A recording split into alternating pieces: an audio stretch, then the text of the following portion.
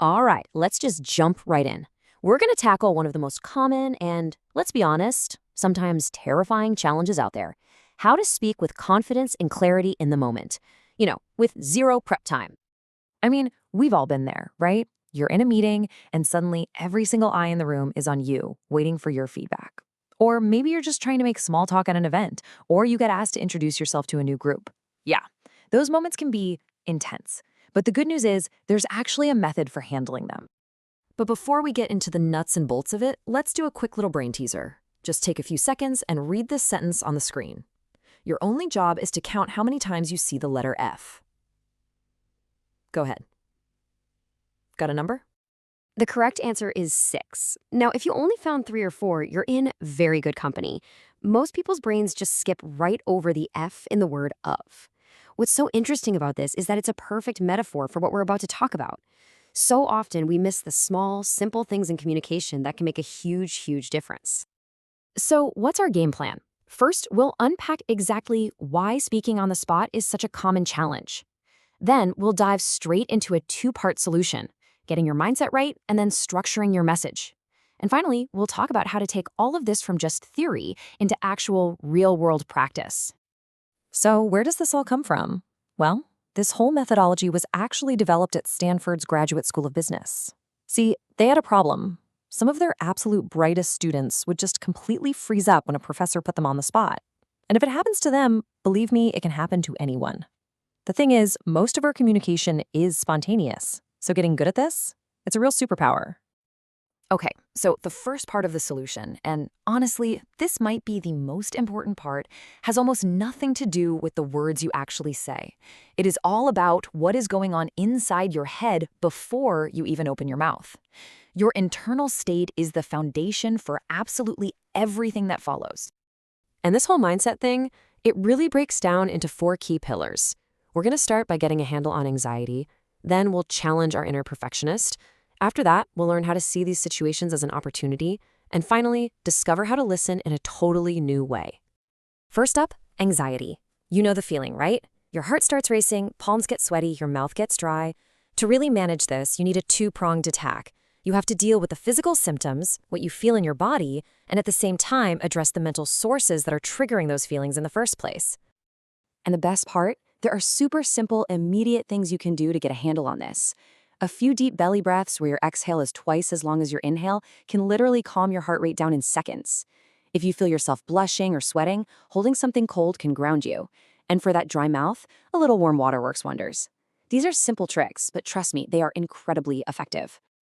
All right, now this next idea is going to sound a little weird, maybe even backwards. Often, the biggest thing holding us back is our own desire to be perfect. We judge and we filter every single thought before it even has a chance to become a word. And that eats up so much mental energy. The secret is to give yourself permission to just be good enough. Maximize mediocrity.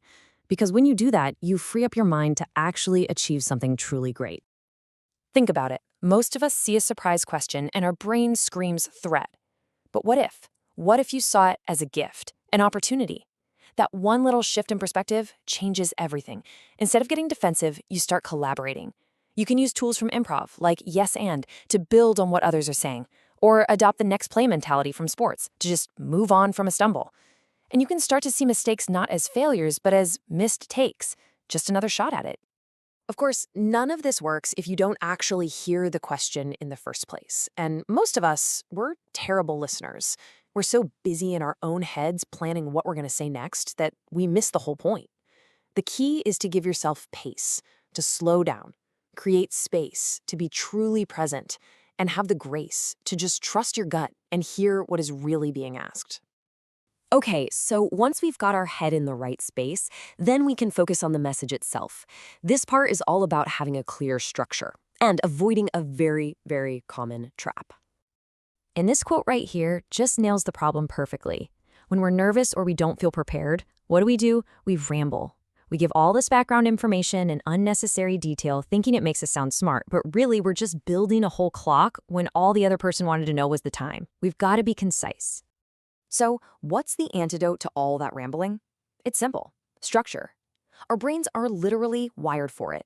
We don't do well with random lists of facts. A clear structure, a beginning, a middle, and an end, helps us organize our own thoughts, and, just as important, it helps our audience follow along without getting totally lost.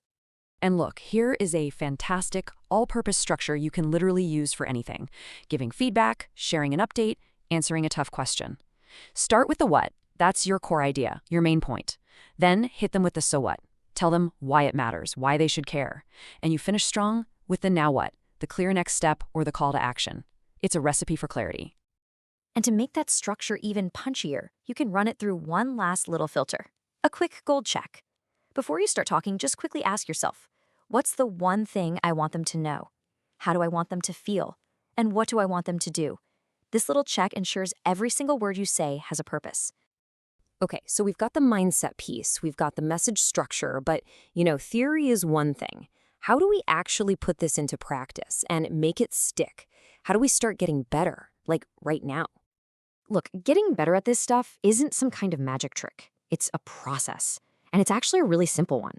It comes down to 3 things. First, repetition. You just have to practice over and over.